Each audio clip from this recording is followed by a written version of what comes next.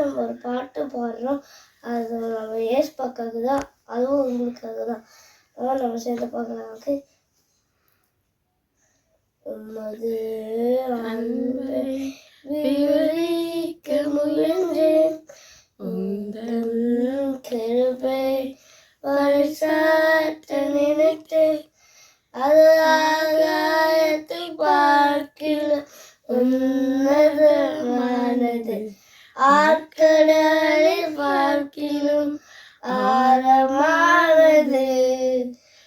என்றும் மாறாத உம் அன்பை என்றென்றும் கைவிடா உம் கிருபை. உம்மை போற்றி துதிப்பேன். பாவத்தினால் மரித்திருந்தேன், கிருபையால் என்னை ரட்சித்தீரே. பாவத்தினால் மரித்திருந்தேன், கிருபையால் என்னை ரட்சித்தீரே. என் பாவ சாபங்கள் போக்கினீரே, சிலுவையில் நீ சிந்தின இரத்தத்தினால் எனக்காக காயங்கள் எடுத்துக்கொண்டீரே. என்னை குணமாக்கும் கர்த்தர் என்னை உம்மை நோக்கிட, உம்மை போற்றி துதிப்பேன். ஃப்ரெண்ட்ஸ் எல்லாரும் எப்படி இருக்கீங்க? நல்லா இருக்கீங்களா? எனக்கு ஏசப்பா பற்றி பேச போகிறேன். ஏன்னா ஏன்னா நம்ம பார்க்குறோம், நம்ம பேசுகிறோம், ஹியர் பண்ணுறோம், இதெல்லாம் பண்ணுறோம். ஆனால் நம்ம கெட்டது பார்க்கக்கூடாதுன்னு அவரு தான் பாட்டுருக்காரு, ஏசப்பா பாட்டுருக்காரு. கெட்ட வார்த்தைலாம் பேசக்கூடாது, ஆனால் அது பேசினா ஏசப்பாக்கு பிடிக்காது. அதனால் நம்ம கெட்டதெல்லாம் ஹியர் பண்ணி அங்கே மற்றவங்களுக்கு சொல்லக்கூடாது. அது ரொம்ப ரொம்ப தப்பு.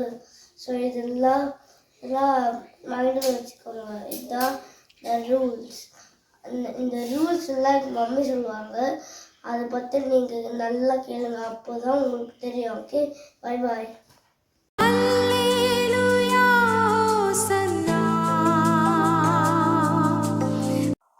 கர்த்தருடைய பரிசுத்த நாமத்துக்கு ஸ்தோத்திரம் உண்டாவதாக. நாம் வேத வாக்கியங்களுக்குள்ளாக போவதற்கு முன்பாக ஒரு சிறு ஜெபத்தை ஏறெடுக்கலாம். எங்களை நேசிக்கிற அன்பின் பிதாவே, உம்மை ஸ்தோத்தரிக்கிறோம், துதிக்கிறோம். கர்த்தாவே, இந்த நேரத்திலையும் கூட ஆண்டவரே, உம்முடைய வார்த்தைகளை தியானிக்க நீ தந்த கிருபைக்காக நன்றி. எங்களோட கூட பேசுங்க. உம் ரத்தத்தால கழுவி எங்களை பரிசுத்தமாக்கி உன் பிள்ளைகளாய் சேர்த்து கொள்ளுங்க. இயேசுவின் மூலம் பிதாவே, ஆமீன். இந்த நேரத்திலையும் கூட நாம தியானிக்க போகிற வசனம் என்ன என்றால், பரிசுத்த அலங்காரத்துடனே கர்த்தரை தொழுது கொள்ளுங்கள். இது வேதத்துல எங்க இருக்குன்னா, சங்கீதம் 96ஆம் அதிகாரத்துல 9ஆம் வசனம். பரிசுத்த அலங்காரத்துடனே கர்த்தரை தொழுது கொள்ளுங்கள், பூலோகத்தாரே நீங்கள் யாவரும் அவருக்கு முன்பாக நடுங்குங்கள் என்று சொல்லி வேத வாக்கியம் சொல்லுகிறது. இன்றைக்கு இந்த பரிசுத்தம் மிக மிக மிக மோசமாக கெடுக்கப்பட்டு உள்ளது. நாம் வாழ்கிற இந்த உலகத்துல பரிசுத்தம் அப்படின்னா என்னன்னே தெரியாத அளவுக்கு பாவம் பெருகி போய் விட்டது. இது மற்ற மதத்தினரோ இல்லைன்னா கிறிஸ்தவர் அல்லாதவர்கள் அப்படி மாத்திரம் கிடையாது. உலகத்துல இருக்கிற அனைத்து மக்களுமே பார்த்தீங்கன்னா பாவத்துக்கு அடிமையா இருக்கிறத நம்ம பார்க்குறோம். ஏனென்றால் ஆதி ஆகமத்துல இந்த ஆதாம் ஏவாளுடைய காலத்துல இருந்தே சத்ருவான பிசாசானவன் மனுஷனை எப்பொழுது வஞ்சித்தானோ அப்பவே அந்த பாவம் உலகத்துக்குள்ள வந்துச்சு பிரியமானவர்களே. அப்பல வேதம் என்ன சொல்லுகிறது? என் தாய் பாவத்திலே கர்ப்பம் தரித்தாள் என்று சொல்லி. ஸோ நம்ம எப்போ பிறந்தோமோ பாவத்துல தான் நம்ம பிறந்து வளர்ந்துகிட்டு இருக்கோம். ஆனால் தேவாதி தேவன் நம்மை அப்படியே மரணிக்க விடாமல் நாம் பரிசுத்தவான்களாக ஆக வேண்டும் என்பதற்காக தன்னுடைய ஒரே பேரான மகனாகிய இயேசு கிறிஸ்துவை உலகத்துல நமக்காக அனுப்பிச்சாரு. எதுவா அனுப்பிச்சார்னா, அந்த காலத்துல மனுஷனோட பாவங்களுக்காக மிருகங்களை பலியா கொடுத்துட்டு இருந்தாங்க. அதை எல்லாவற்றையும் அவர் நிறுத்திவிட்டு தன்னோட ஒரே மகனாகிய இயேசு கிறிஸ்துவை பலியாக ஒப்பு கொடுத்தார் என்று சொல்லி நம்ம பார்க்கிறோம். இயேசு சுவாமி மனுஷனா ஒரு ஜீவ ஆட்டுக்குட்டியாக நமக்காக அவர் அந்த சிலுவையில பலியானதுனால இன்னைக்கு அவருடைய ரத்தத்தினால நம்ம எல்லாருமே, மனுஷனா பிறந்த எல்லாருமே தேவ பிள்ளைகளாக ஆக முடியும் என்ற ஒரு மிகப்பெரிய பாக்கியத்தை நாம் பெற்றிருக்கிறோம். இந்த காலத்துல தேவனுக்கே மகிமை உண்டாகட்டும். தேவனுக்கே நம் நன்றிகளை ஏறெடுக்க கடமைப்பட்டிருக்கோம். ஆனாலும் பிரியமானவர்களே, நிறைய பேருக்கு இந்த உண்மை தெரியல. தேவன் இயேசு கிறிஸ்துவின் மூலமாய் நாம் ரட்சிக்கப்பட முடியும் என்பதை தெரியாமல் பாவ வாழ்க்கையிலே தொடர்ந்து கொண்டிருக்கிறதை நம்ம பார்க்கிறோம். ஈவன் கிறிஸ்தவர்களுக்குள்ள கூட அநேகர் நாம் வேதத்தை அறிந்தவர்களா இருந்தாலுமே பாவத்தை விட முடியாத சூழ்நிலையை நம்ம பார்க்கிறோம். ஆனால் இன்றைக்கு வேதம் நமக்கு என்ன சொல்லுகிறது என்றால், உலகத்தோட ஒத்து போக கூடாது என்பதாக. உலகம் அனைத்துமே பாவத்துக்குள்ளாக மூழ்கி இருக்கிறதை நம்ம பார்க்கிறோம். ஏன்னா ஆதி காலத்துல இருந்தே பார்த்தீங்கன்னா சாத்தான் மனுஷனோட கொலைபாதகனா இருக்கான் அப்படின்னு சொல்லிட்டு வேதம் தெளிவா சொல்லுது பிரியமானவர்களே.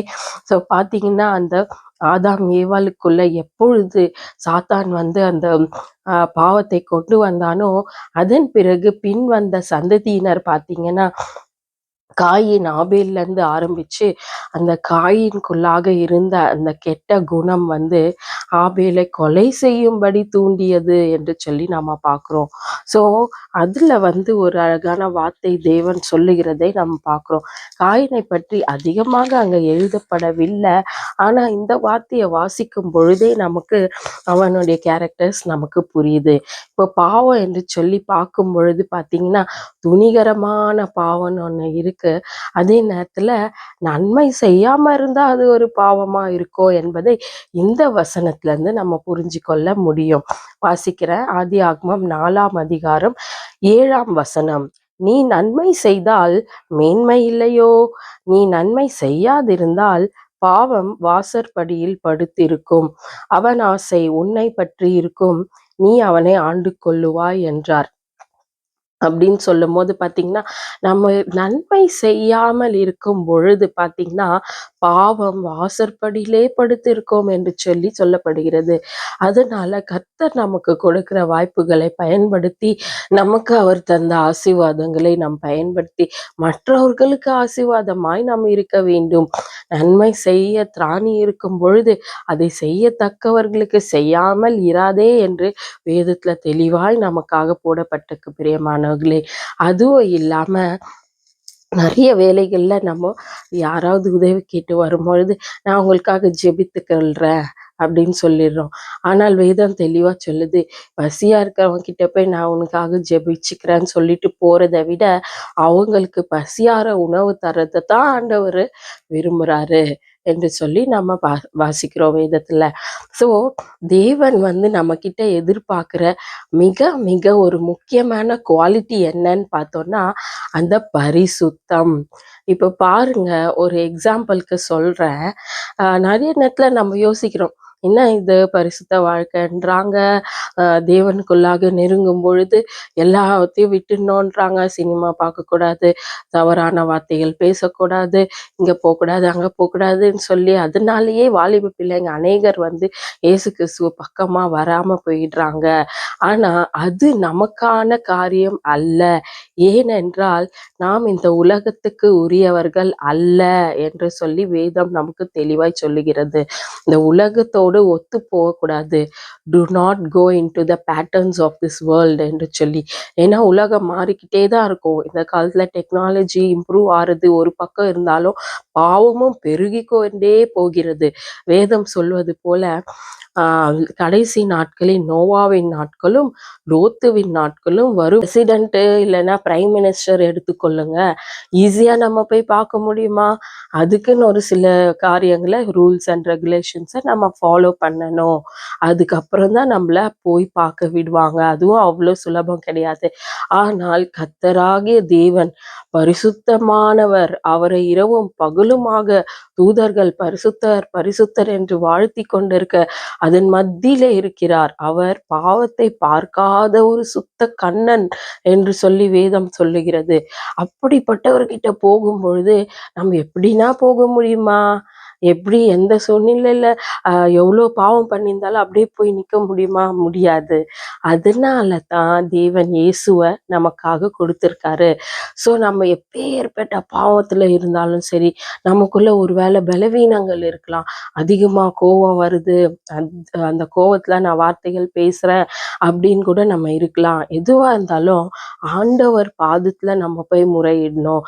அவர் பாதத்துல நம்ம தாழ்த்தணும், ஒப்பு கொடுக்கணும். அப்போ தேவன் நம்மளை பரிசுத்தவான்களாய் மாத்த வல்லவரா இருக்காரு. அப்பதான் தேவனோட ஆலயத்துல போய் நம்ம அலங்காரத்துடனே, நம்ம வெளி பிரகாரமான அலங்காரத்தை அவர் பார்க்கறதே இல்லை பிரியமானவர்களே. நம்ம இருதயத்துல இருக்கிற சுத்தமான குணம்.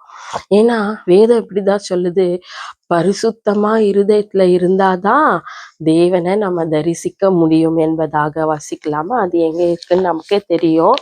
மத்தேயு ஆண்டவர் சொன்ன அந்த மலை பிரசங்கத்துல அவர் எழுதி வச்சிருக்காரு. வாங்க வாசிக்கலாம். மத்தேயு 5ஆம் அதிகாரம் சாந்த குணமர்கள், நீதி உள்ளவர்கள், இரக்கம் உள்ளவர்கள் 8ஆம் வசனத்தை நான் வாசிக்கிறேன்.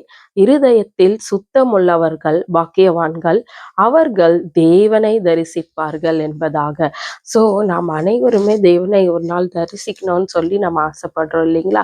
அப்போ நம்ம இருதயத்துல நம்ம சுத்தமா இருக்கணும். இப்போ வெளியே நம்ம குளிக்காம பல நாட்கள் இருந்தா எப்படி இருக்கும்? அதான் இருதயத்துல நம்ம அதே போல இருந்தா ஆண்டவர் அதுதான் நமக்கு பாக்குறாரு.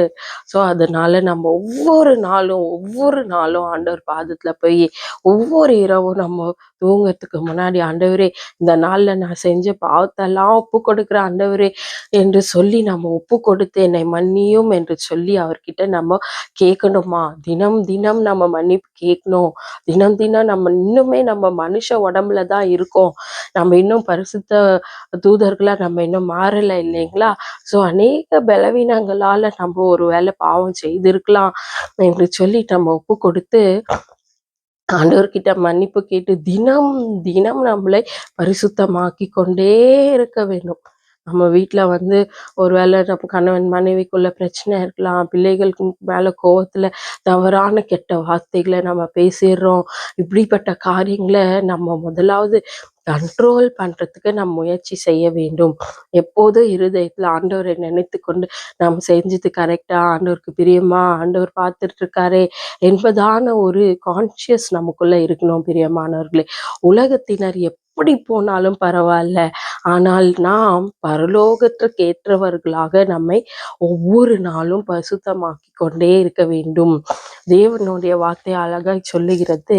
பரிசுத்த தாவீது அவர்கள் எழுதின அந்த சங்கீதம் 139 பார்த்தீங்கன்னா ஒரு அழகான ஜெபத்தை அவர் செய்கிறார். 23, 24ஆம் வசனம். தேவனே என்னை ஆராய்ந்து என் இருதயத்தை அறிந்து கொள்ளும், என்னை சோதித்து என் சிந்தனைகளை அறிந்து கொள்ளும். வேதனை உண்டாக்கும் வழி என்னிடத்தில் உண்டோ என்று பார்த்து நித்திய வழியிலே என்னை நடத்தும் என்பதாக. இந்த தாவீது அரசரும் பாவம் செய்திருக்கிறார். ஆனால் அத்தோடு அவர் அப்படியே போய்விடவில்லை. ஆண்டவர் பாதத்துல மறுபடியும் விழுறாரு, மன்னிப்பு கேட்கிறாரு. ஆண்டவரே என்னை ஏற்றுக்கொள்ளுங்க, என்னை விட்டு போயிடாதீங்க, என்னை மன்னிங்க என்று சொல்லி துணிகரமான பாவத்தை இனிமே நான் செய்யாதபடி எனக்கு உதவி செய்யுங்கப்பா என்று சொல்லி அவர் கேட்கிறத நம்ம பார்க்கிறோம். ஸோ ஆண்டவரிடம் நாம் தினம் தினம் இதை ஜெபமாய் ஏறெடுக்கணும். ஆண்டவரே வேதனை உண்டாக்கு வழி என்னிடத்தில் இருந்தா அதை எடுத்து போட்டு நித்திய ஜீவ பாதையில என்னை நடத்துங்க என்று சொல்லி நம்ம ஒவ்வொரு நாளும் ஒப்பு கொடுத்து ஜெபிக்கும் பொழுதுதான் பரலோகத்துக்கு ஏற்ற ஒரு பரிசுத்தம் நமக்குள்ள வரணும். அப்பொழுது நம்ம ஆண்டவரோட ஆலயத்துக்கு போகும் போகும்பொழுது பரிசுத்தமாய் போய் அவரை தொழுது கொள்ள வேண்டும்.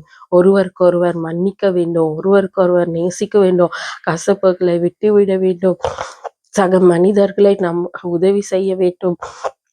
ஆண்டவர் சொன்ன வார்த்தைகள் ஒவ்வொன்றையும் நாம் தியானித்து தியானித்து அதன்படி நடக்கும் பொழுது நாம் அனைவருமே பரிசுத்தவான்களாக ஆண்டவர் முன்பாக போய் நிற்க தகுதி உள்ளவர்களாக ஆண்டவர் மாற்ற வல்லவராக இருக்காரு.